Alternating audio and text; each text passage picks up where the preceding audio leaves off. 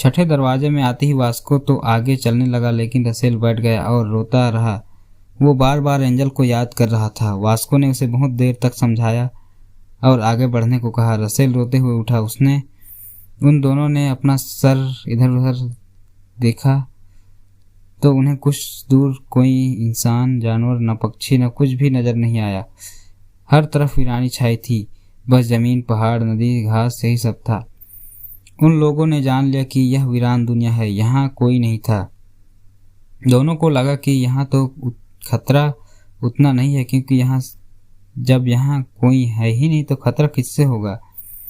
दोनों उदास और दुखी मन से चल रहे थे। रसेल को बार बार लगता जैसे एंजल उसे मदद के लिए पुकार रही है, मुर्दे उसका खून पी रहे हों। रसेल खुश दुखी होकर फिर एक पत्थर पर बैठकर रोने लगा। वास्को ने भी उससे कुछ नहीं कहा और उसी के पास खड़ा हो गया। तभी वो पत्थर फैलने लगा, उसमें से पत्थर की तरह हाथ निकलने लगे और रसेल को पकड़ने लगे।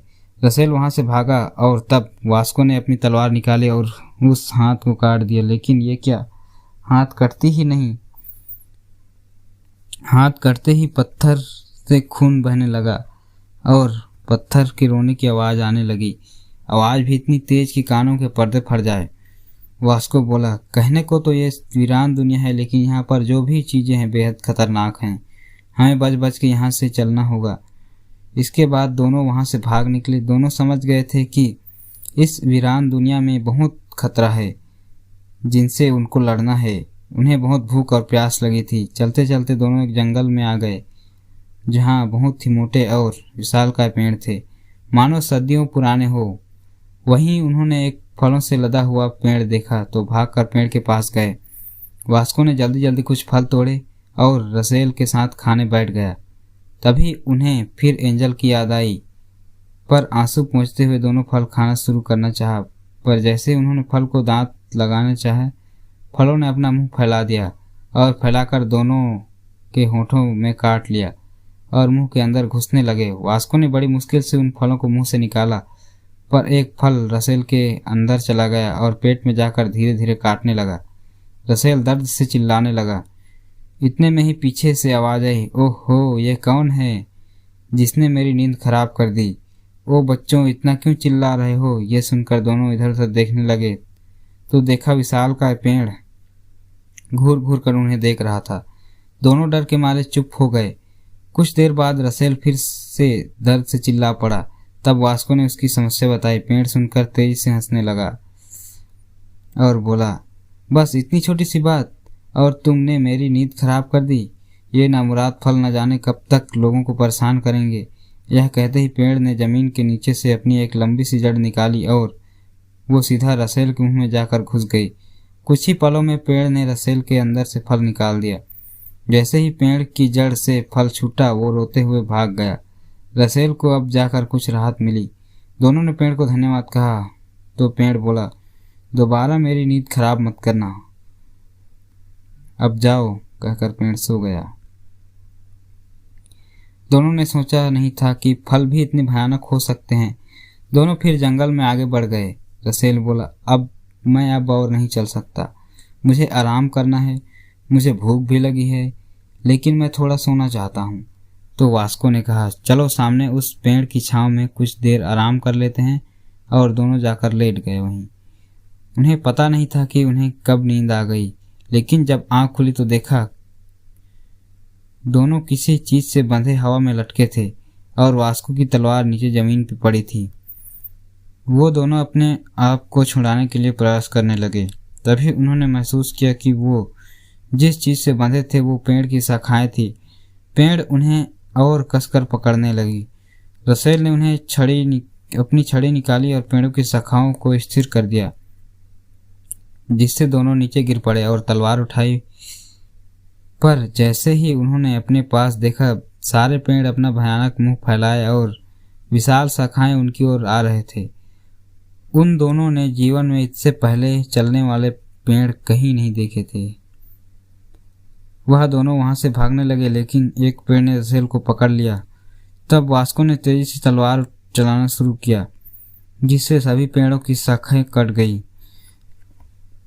पेड़ों की शाखें कटती जाती, फिर भी पेड़ उनके पीछे आ रहे थे। वो भयानक और विशालकाय पेड़ रसेल को खाने ही जा रहे थे। तभी वास्को ने अपनी पैनी तलवार पेड़ की शाखा में घुसा दी, जिससे पेड़ बौखला गया और गुस्से में दोनों को पकड़कर बहुत दूर फेंक दिया।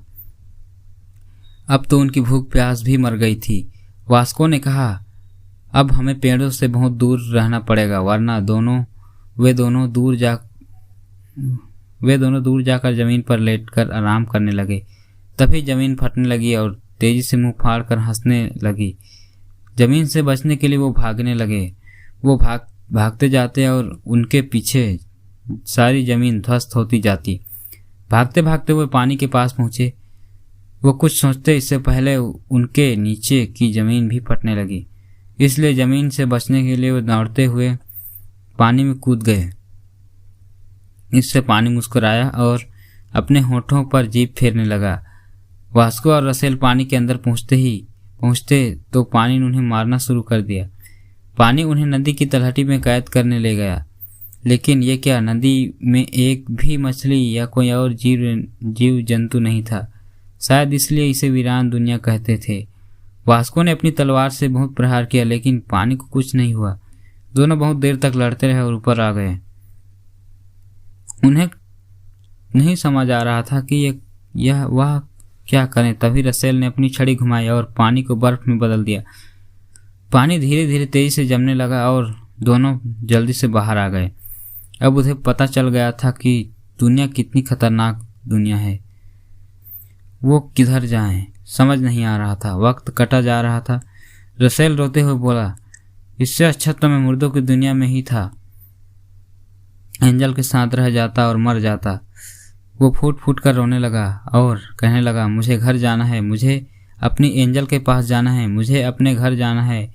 मैं अब और नहीं लड़ सकता, मैं थक गया हूँ और मैं नहीं भाग सकता। वास्को भी उदास हो गया और उसे गले लगाकर प्यार से समझाया कि बस अब हम इस दरवाजे से निकलकर आखिरी दरवाजे में पहुंच जाएं, फिर अपने घर जाएंगे। कुछ देर बाद रसेल शांत हो गया। वे दोनों एक ऊंचे पहाड़ के पास खड़े हुए थे। इतने पहाड़ से कुछ पत्थर टूटने लगे और उन्हें दौड़ाने लगे, तो दोनों वहां से भी भागते हुए आगे बढ़े। लेकिन बहुत बड़े बड़े पहाड़ भी उनके पीछे दौड़ने लगे। दोनों अब बहुत डर गए थे, लेकिन दोनों भागते हुए और लड़ते गए। अब सारे पेड़ और पहाड़ उनके पीछे दौड़ते और चिल्लाते हुए आ रहे थे। उन दोनों के कानों से खून बहने लगा था। तभी भागते भागते अचानक खाई आ गई और वे अपने आप को रोक नहीं पाए।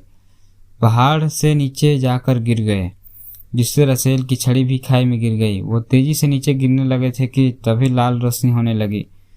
वास्को और रसेल अब समझ चुके थे कि दरवाजा प्रकट हो रहा है, पर वो इस दरवाजे में नहीं घुस पाएंगे और नीचे गिरकर मर जाएंगे कि तभी अचानक हवा ने उन्हें अपने हाथों में ले लिया और एक खूंखार हंसी के साथ दरवाजे की तरफ फेंक दिया और वे दोनों उसमें चले गए और ऐसी ही खतरनाक वीरान दुनिया खत्म हो गई और वो दोनों साथ ही दरवाजे में चले गए।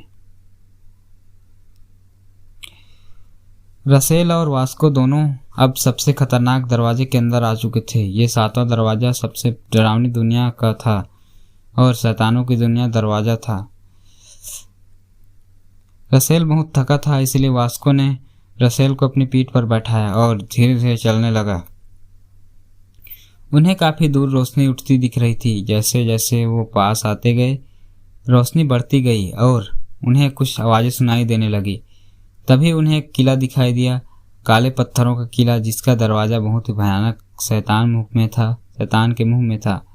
ऐसा लगता था कोई बड़ा राक्षस मुंह फैलाए हो। वास्को बोला, किले की दरवाजे पर कोई पहरेदार नहीं है, इसका मतलब अंदर जरूर कुछ गड़बड़ है। वो दोनों पहले डर गए, लेकिन फिर समझ गए कि बस एक दरवाजा है। दोनों उस शैतान के मुंह में बने दरवाजे से किले के अंदर पहुंचे और छिप गए। वहां दोनों ने देखा कि बहुत सारे शैतान आग के चारों ओर घूम रहे थे। आग बहुत तेज जल रही थी। इसी आग की रोशनी से वास्को और रसेल को दिख रही थी। इतनी दूर होने के बावजूद भी आग की लपटों की गर्मी से दोनों का शरीर पसीने से लबालब हो गया। आग के चारों ओर कई सारे शैतान, जिनके सर एक जंगली बकरी की तरह थे। उनके नुकीले सींग किसी भाले से कम नहीं थे। सारे एक दूसरे का हाथ पकड़कर कोई मंत्र जाप कर रहे थे। कुछ शैतान अपनी ही धुन में नाचे जा रहे थे। वास्को अपने माथे का पसीना पोंछते हुए बोला, ये तो बहुत सारे हैं, हम कैसे? और तभी एक शैतान आग में कूद गया और आग ज़्यादा भड़क गई। कुछ देर तक देखने के बाद समझ आया कि आग के चारों ओर घूमने वाले ये शैतान बारी बारी से हर 7वें फेरे में आग में एक शैतान कूदकर अपने शैतान देवता को प्रसन्न कर रहे हैं। और जब 10,000 शैतान आग में कूद जाते हैं तो एक बड़ा और विशालकाय शक्तिशाली शैतान जन्म लेता है, जिससे ये अपना देवता मानते हैं। ये सुनकर वास्को और रसेल सोच में पड़ गए। दोनों ने ठान लिया कि कैसे भी करके इन शैतानों को रोकना पड़ेगा, वरना इनका शैतानी देवता अगर पैदा हो गया तो दुनिया खतरे में पड़ जाएगी। तभी एक शैतान चिल्लाया, ऊ आ। अब कुछ ही समय में हमारा नया जन्म होगा। हमारी बलि से महाशक्तिशाली शैतान देवता का जन्म लेगा। हा हा हा हा। हम दोनों और सतर्क हो गए। उन्होंने सोचा कि शैतान जन्म ले, इससे पहले हमें इस दुनिया से निकलना होगा। वो एक खंभे के पीछे छुप गए और धीरे धीरे छुपकर आगे बढ़ने लगे। आग रह रहकर और भड़क रही थी। मोटी दीवारें भी लोहे सी गर्म होने लगी। रसेल को अब चलना मुश्किल हो रहा था। उसका गला बिल्कुल सूख चुका था। उसने वास्को से कहा, अब मैं और नहीं चल सकता, मुझे प्यास लगी है, पानी दे दो। प्यास तो वास्को को भी लगी थी, लेकिन वो अपने प्यास दबाए हुए था। वास्को ने रसेल से कहा, बस कुछ देर और फिर हमें पानी मिल जाएगा। रसेल उदास होकर चलने लगा। उसकी आंखें गर्मी से लाल हो चुकी थी। वो धीमे कदमों से लड़खड़ाते हुए चलने लगा और कुछ दूर जाकर गिर गया। वास्को ने उसे अपनी गोद में उठा लिया। उसकी भी हालत बहुत खराब हो चुकी थी, पर रसेल की इस दयनीय हालत को देखकर वास्को रो पड़ा। तो रसेल बंद आंखों और हल्की मुस्कान देकर बोला, भैया तुम मत रो, तुम जरूर इन शैतानों को रोक सकोगे। वास्को ने रसेल को गले लगा लिया और बोला, नहीं, मैं तुम्हारे बिना इनसे नहीं जीत पाऊंगा। तुम यहीं रुको, मैं पानी लाता हूँ। रसेल को एंजल और छड़ी की बहुत कमी महसूस हो रही थी। वास्को ने रसेल को वहीं दीवार के किनारे लिटा दिया और उस पर जानवरों की खाल डाल दी, जिससे उसे आग की लपटें ना लगे। इस शैतानों की दुनिया में इंसान तो बहुत पहले ही खत्म हो चुके थे, तो अब जानवरों को भी ये शैतान मार कर खा जाते हैं और उनकी खाल रख लेते हैं। वास्को पानी की तलाश में इधर उधर भटकने लगा। उधर शैतानों ने अपने तरह तरह के अजीबो बाजे बजाने शुरू कर दिए थे। सारे शैतान बहुत खुश थे और नाच रहे थे। इसी बीच सारे शैतान सिर झुकाकर बैठ गए, लेकिन आग के चारों ओर घूमने वाले शैतान घूम रहे थे। हे शैतानों के राजा, हम गुलामों की शहादत कबूल करो। हमारे लहू का एक कतरा तेरे लिए है। ऐ मालिक, आइए और इस दुनिया को शैतानी दुनिया बनाने में हमारी मदद कीजिए। ये सुनकर शैतानों का राजा खुश हो गया और सब मिलकर नाचने लगे। शैतानों के राजा ने एक बड़े से मिट्टी के बर्तन से पानी निकालकर सभी शैतानों को बांटने लगा। वास्को को ये देखकर कुछ उम्मीद जगी। वो चुपके से पानी तक पहुंचा। सभी शैतान अपने में मस्त थे। आग और प्रचंड हो चुकी थी। वास्को ने मौका पाते ही जल्दी से कुछ पानी एक वहीं पड़े बर्तन में भर लिया और जाने लगा। फिर उसने सोचा, वो भी तो प्यासा है, क्यों न वो भी जी भर के पानी पी ले और रसेल के लिए भी ज़्यादा पानी ले जाए। यही सोचकर उसने जैसे ही पानी मुंह लगाया तो पता चला कि वो पानी नहीं, वो तो खून है। घबराहट में वास्को के हाथों में वो बर्तन छूट गया और ज़मीन पर गिरकर चकनाचूर हो गया। उसने सर उठाकर देखा तो सारे शैतान और उनका राजा वास्को को घूर रहे थे। शैतानों ने राजा से चिल्लाकर कहा, पकड़ो इसे। शैतानों के राजा ने चिल्लाकर कहा, पकड़ो इसे। ये इंसान हमारी दुनिया में कैसे आ गया? इसे पकड़कर मेरे सामने पेश करो और आज रात के खाने की तैयारियां करो। ये सुनते ही शैतानों ने वास्को को पकड़ लिया। वास्को ने बहुत कोशिश की लेकिन वो भाग नहीं पाया। वास्को को शैतानों ने बंदी बना लिया और शैतानों के राजा के सामने ले गए।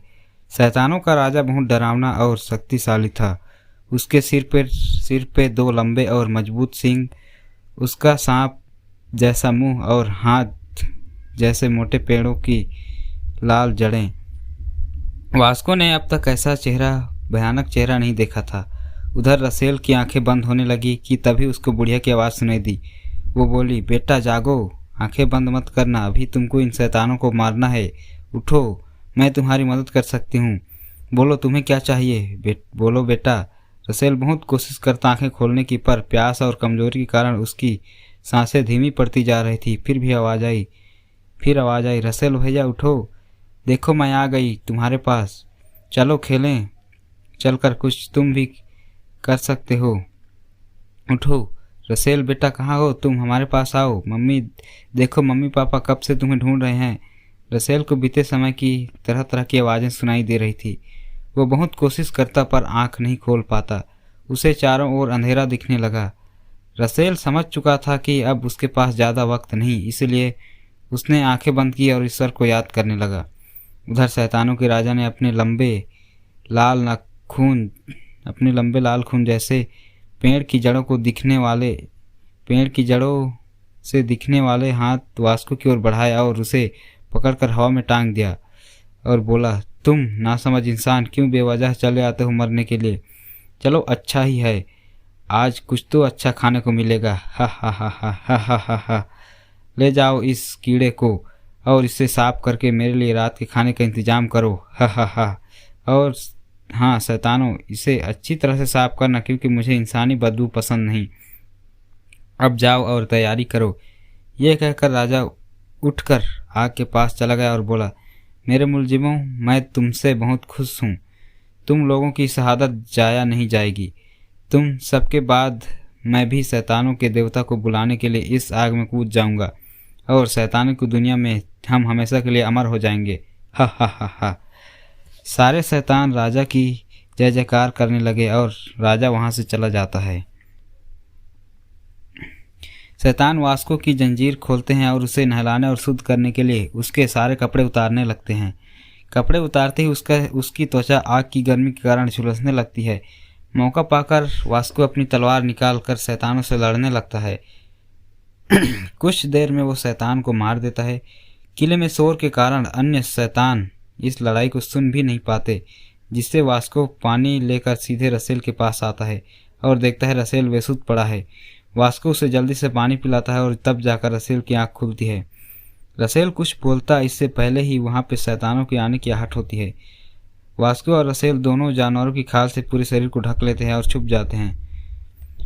वास्को ने कहा, अगर हमें इस दुनिया से हमें अपना घर लौटना है तो हमें जी जान से लड़ना होगा। तुम इन शैतानों को आग में कूदने से रोको। मैं इस राजा को देखता हूँ। मैं तुम्हारे लिए 2 हथियार लाया हूँ जो शैतानों के पास थे। ये तुम्हें लड़ने में काम आएंगे। यह कहकर दोनों गले लग गए और फिर दोनों लड़ने लगे। वास्को अपनी तलवार तेजी से घुमाते हुए शैतानों को मारने लगा। घूमते घूमते तलवार 1 से 2 बन गई और वास्को ने दोनों तलवारों से राजा के जड़ जैसे हाथों को टुकड़े कर डाले। गुस्से में राजा ने वास्को के कंधे पर अपना नुकीला सींग मार दिया, जिससे कंधे से खून बहने लगा। घंटों युद्ध चलता रहा। आग और बढ़ती जा रही थी। शैतान भी अब बहुत कम बचे थे। वास्को ने देखा शैतान के हाथ से एक और हाथ निकल आया। शैतान फिर वार करने ही वाला था कि तब तक रसेल ने उसकी दोनों आंखें फोड़ डाली। शैतानों का राजा गुस्से और दर्द से पागल हो गया और इधर उधर तोड़ फोड़ करने लगा। उसके सारे शैतान आग में जल चुके थे और बचे हुए अधिकतर मारे गए थे। 10,000 शैतान होने में सिर्फ 50 शैतान बचे थे। इसलिए वास्को भी शैतान राजा को छोड़कर बचे हुए कुछ शैतानों को मारने लगा। तब शैतान गुस्से से लड़खड़ाते हुए मुंह से आग निकालता हुआ आया और उन दोनों को अपने हाथों से बांध लिया और बोला, मुझे तुम कभी नहीं मार सकते और ना ही हमारे शैतान देवता को जन्म लेने से रोक सकते हो। उसने वास्को और रसेल को दूर फेंक दिया और चिल्लाया, मैं चाहूँ तो अभी तुम दोनों को चींटी की तरह मार दूं, लेकिन मैं ऐसा नहीं करूँगा, क्योंकि अब तुम दोनों अपनी बर्बादी का मातम देखोगे। मेरे शैतान देवता के कहर से जूझोगे। मैं 50 शैतानों के बराबर हूँ और मैं अब अपने शैतान भगवान को लाकर रहूँगा। हा हा हा हा। वास्को और रमेश रसेल कुछ करते इससे पहले वह हंसता हुआ आग में कूद गया और चारों तरफ आग फैल गई। आसमान काला हो गया, तेज आंधियां चलने लगी। वो दोनों वहां से भागने लगे पर सब कुछ हिलने लगा, सारा किला जलने लगा। वह दोनों समझ गए कि शैतानों का देवता आने वाला है। दोनों भगवान से प्रार्थना करने लगे। शैतानों का देवता प्रकट होने वाला था तभी रसेल को याद आया। जब वो बेहोश था तो बुढ़िया उसे मदद को कह रही थी। उसने झट से बुढ़िया को याद किया और बुढ़िया प्रकट हो गई। बुढ़िया को देखते ही वास्को बहुत खुश हुआ और बोला, अरे दादी आप, लेकिन आप यहाँ कैसे आ सकती हैं? बुढ़िया बोली, ओह मेरे बच्चे, तुम्हें देखने के लिए मैंने कितना इंतजार किया। मैं बहुत खुश हूँ तुम मिल गए। मेरे प्यारे बच्चों, यह बहुत शक्तिशाली शैतान है। इसे ख़त्म करने के लिए बहुत शक्ति चाहिए जो तुम दोनों के पास नहीं है। मुझे 6 दरवाज़ों की 6 खतरनाक दुनिया से तुमने 6 दरवाज़ों की 6 खतरनाक दुनिया से जंग जीती, इसलिए तुम्हें इन शैतानों से लड़ने के लिए मदद जरूर मिलेगी। तुम अपनी मर्जी और समझबूझ से पिछले 6 दरवाज़ों में से किसी 2 दरवाज़ों के लोगों की मदद ले सकते हो। उनके साथ मिलकर इस शैतानों के देवता को ख़त्म कर सकते हो। मेरे बच्चों, तुम लोग हिम्मत मत हारो। बताओ तुम किसको बुलाना चाहोगे? अपनी आंखें बंद करो। रसेल और जिन 2 दुनिया के लोगों को बुलाना चाहते हो उन्हें याद करो, वो तुरंत ही यहाँ आ जाएंगे। इससे पहले वास्को या रसेल कुछ और कहते बुढ़िया यह कहकर गायब हो गई। रसेल और वास्को सोच में पड़ गए। तभी रसेल ने आंखें बंद करके जानवरों की दुनिया और वीरान दुनिया को याद किया। तभी कुछ घूमने लगा और एक बड़ा धमाका हुआ। आसमान में तेज बिजली कौंध गई और आंधी और तेज हो गई। उन्होंने देखा एक बड़ा सा शैतान आग से निकल रहा था। वह इतना बड़ा था कि सारा किला टूट गया। उसका सर आसमान की ऊंचाइयों को छू रहा था और वह बिल्कुल शैतान राजा की तरह दिखता था, पर उससे बहुत ज़्यादा शक्तिशाली और बड़ा। पिछली दुनिया से भी जीव प्रकट होने लगे। वास्को ने तलवार निकाली और शैतान को मारने लगा, पर उससे कुछ नहीं हुआ। वास्को ने जंगली पेड़ों से कहा, अपनी बड़ी और मोटी जड़ों से शैतान के हाथ, जो कि जड़ों के जैसे ही थे, बांध लो। पेड़ चिल्लाए और अपनी जड़ें फैलाने लगे। पेड़ों की भी बड़ी बड़ी और लंबी जड़ें थी। उन्होंने शैतान को जड़ों से जकड़ लिया। शैतान फिर भी बाहर आने लगा। रसेल जंगली चीतों से चिल्लाया, शैतान की आंखें फोड़ दो। चीलें उड़कर आसमान में चली गई और शैतान देवता के सिर पे मंडराने लगी। शैतान अपने मुंह से भयानक आग निकालने लगा। शैतान ने पेड़ों की जड़ों को तोड़ दिया और आज़ाद हो गया, लेकिन पेड़ों ने फिर शैतान देवता के हाथों को अपनी जड़ों से जकड़ लिया। और तभी वास्को ने आवाज़ दी, पहाड़ों, शैतान के हाथों को दबा दो। और हाथी से कहा कि पहाड़ों पर बैठ जाओ। और उन लोगों ने ऐसा ही किया। अब शैतान के हाथ और पैर, आधा शरीर दब चुका था। इसका मुंह अभी भी खुला था। वास्को ने हाथी पर चढ़कर शैतान पर वार करने लगा। इधर एक चील ने शैतान की आंखें फोड़नी चाहिए, लेकिन शैतान ने मुंह से आग निकाली, जिसमें एक चील जलकर राख हो गई। रसेल को बहुत गुस्सा आया। उसने चील को वापस बुलाया और उस पर बैठकर उड़ गया और शैतान के सिर पर जाकर उसकी आंख तलवार से फोड़ दी। शैतान और ज़्यादा बौखला गया और बार बार मुंह से आग निकालने लगा।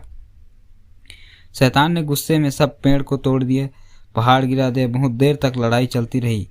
तभी उन्हें समय का एहसास हुआ कि 7वां दरवाज़ा ख़त्म होने वाला होगा और समय रहते हमें इससे निकलना ही होगा। दोनों ने फिर चील और हाथियों को आदेश दिया कि टूटे हुए पेड़ों को शैतान के पास इकट्ठा करें, और उन्होंने ऐसा ही किया। वास्को ने टूटे पेड़ को आग लगा दी जिससे शैतान जल जाए, पर शैतान का कुछ भी नहीं हुआ क्योंकि वह शैतान का देवता आग से ही निकला था।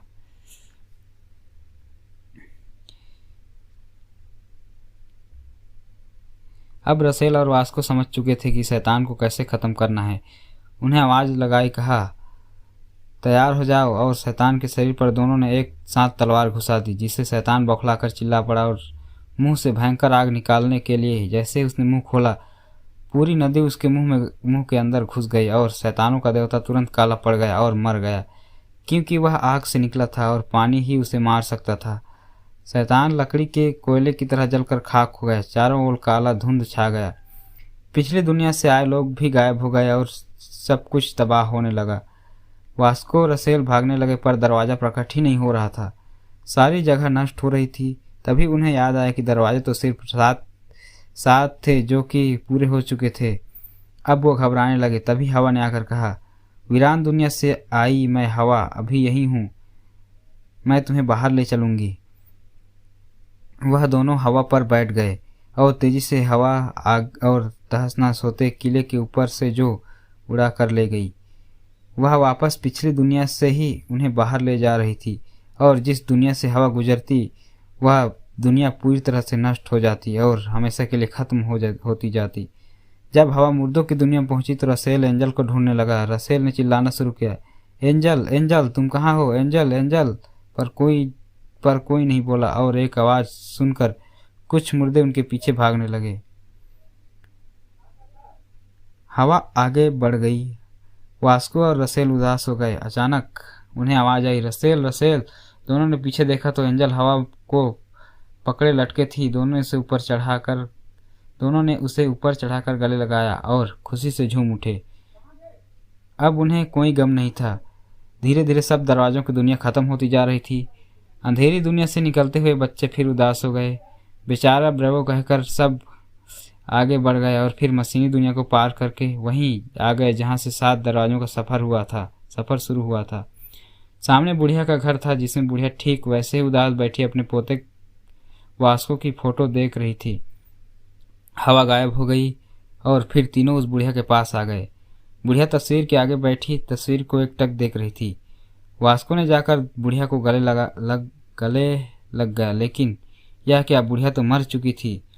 तीनों बच्चे बुढ़िया से चिपक कर रोने लगे और कहने लगे, आप क्यों चली गई दादी, आपने हमारी कितनी मदद की, देखिए हम आपके पोते को वापस ले आए हैं। वास्को भी रोते हुए कहने लगा, देखो दादी मैं आ गया, तुम मेरा कितना इंतजार कर रही होगी, देखो मैं आ गया, आंखें खोलो। तभी तेज रोशनी हुई और बुढ़िया प्रकट हो गई और बोली, मेरे बच्चों तुम तो बहुत बड़े हो गए हो और मेरे प्यारे बच्चों एंजल रसेल तुमको बहुत बहुत धन्यवाद जो मेरे इस पोते की मौत की दुनिया से मौत के दरवाज़ों से बचा कर लाए। वास्को ने अपने आंसू पोंछते हुए कहा, अगर मुझे छोड़कर आप मुझे क्यों छोड़कर चली गई। तब बुढ़िया ने बताया, मैं बहुत सालों पहले ही तुम्हें ढूंढती मर चुकी थी, लेकिन मेरी आत्मा को यह उम्मीद थी कि एक दिन तुम जरूर आओगे। सिर्फ तुम्हारे इंतजार में मेरी आत्मा भटक रही थी और वह उम्मीद मेरे इन दोनों बच्चों ने पूरी कर दी। यही कारण है कि तुम लोगों ने मुझे जब भी याद किया मैं वहाँ पर आ गई। अगर मैं जिंदा होती तो ऐसा हरगिज ना हो पाता। जब यह दोनों बच्चे मेरे पास आए थे तब भी मेरी आत्मा ने इन्हें 7 दरवाज़ों में भेजा था। तुम दोनों को बहुत बहुत धन्यवाद मेरे बच्चों, हमेशा खुश रहो। यह कहकर बुढ़िया गायब हो गई। एंजल और रसेल वास्को के गले लग गए और ईश्वर का धन्यवाद करने लगे और दोनों ने आंखें खोली तो देखा वह अपने कमरे में थे। दोनों बच्चे बहुत खुश हुए। तभी मम्मी पापा आए और चिल्लाए, कहाँ थे तुम लोग, कितने दिनों से गायब हो। हम लोग कितने परेशान थे मेरे बच्चों, हम तुम्हारे बिना कितने अकेले हो गए थे। हमने तुमको कहाँ कहाँ नहीं ढूंढा और हम कितना पछताए कि तुम लोगों को ज़रा भी वक्त नहीं देते। हमने पुलिस में भी कंप्लेन कराई लेकिन तुम कहीं नहीं मिले। हमें माफ़ कर दो और वादा करो अब कभी घर से नहीं जाओगे। एंजल और रसेल एक दूसरे को देखा और मुस्कुराने लगे। तभी मम्मी बोली, एंजल आज तुम्हारा बर्थडे है, भगवान का शुक्र है बर्थडे के दिन तुम लोग वापस आ गए, लेकिन तुम लोग गए कहाँ थे। बच्चों ने कोई जवाब नहीं दिया और अपने मम्मी पापा के गले लग गए। पापा ने बच्चों को गले लगाते हुए कहा, हम तुम्हारे लिए एक बहुत स्पेशल गिफ्ट लाए हैं।